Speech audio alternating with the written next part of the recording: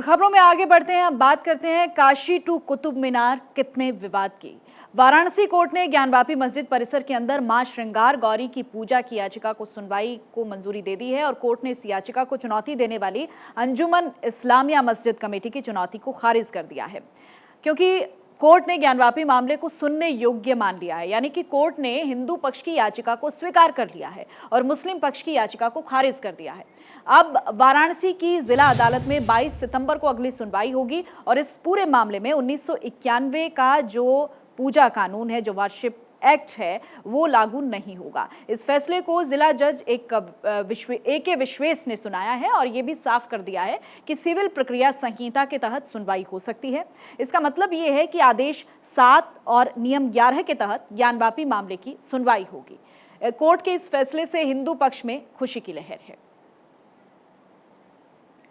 तो अब कहीं ना कहीं हिंदू पक्ष के अंदर एक और उम्मीद की किरण जगी है कोर्ट के इस फैसले के बाद से, क्योंकि अब कोर्ट ने ये मान लिया है कि हिंदू पक्ष की जो दलीलें हैं वो सुनने योग्य हैं और उस पर आगे अब सुनवाई होने की संभावना है। जो मुस्लिम पक्ष की पिटीशन है ऑर्डर 7 रूल 11 की, वो रिजेक्ट कर दी गई है। प्लेसेस ऑफ वर्शिप एक्ट का आर्गुमेंट रिजेक्ट कर दिया है, वक्फ एक्ट का रिजेक्ट कर दिया है और 22/9 में इसकी अगली तारीख लगाई गई है। इस जजमेंट के बहुत बड़े मायने हैं, क्योंकि जो हमारी कमीशन की रिपोर्ट है अब वो पढ़ी जाएगी, उसके खिलाफ उनको ऑब्जेक्शन देना पड़ेगा और जो कमीशन की रिपोर्ट में शिवलिंग बरामद हुआ है अब उस पर आगे बात होगी।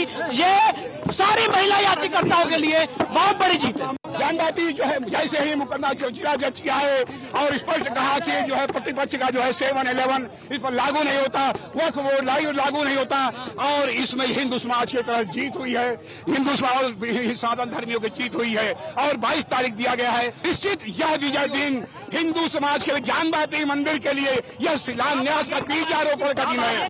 मैं सारे समाजवादी हिंदू धर्म और सनातन धर्म से हाथ जोड़ के अपील करती हूँ कि सभी लोग अपने घर में दिए जलाए, शंख बजाए, नारा बजाए और हर हर महादेव का नारा लगाए।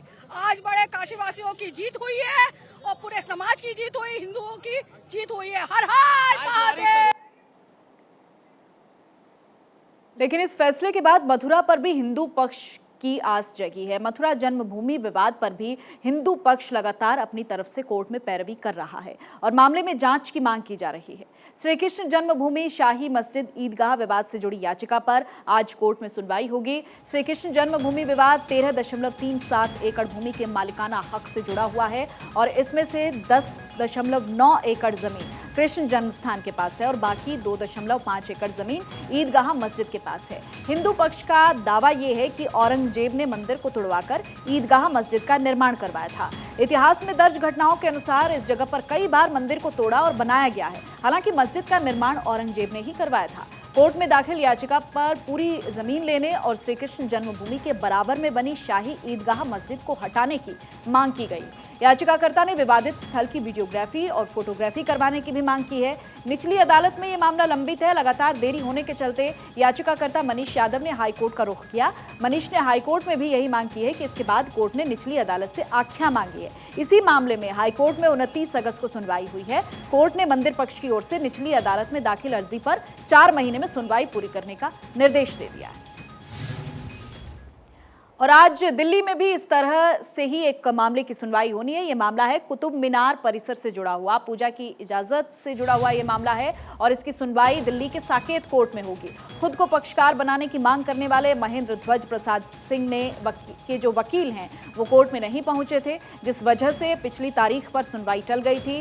पूरे मामले की सुनवाई अब आज होगी। हालांकि आज होने वाली सुनवाई उस अर्जी पर है जिसमें एक व्यक्ति ने आगरा से लेकर मेरठ तक की जमीन को अपनी पुश्तैनी विरासत बताया था और इस लिहाज से कुतुब मीनार पर भी अपना अधिकार बताया था।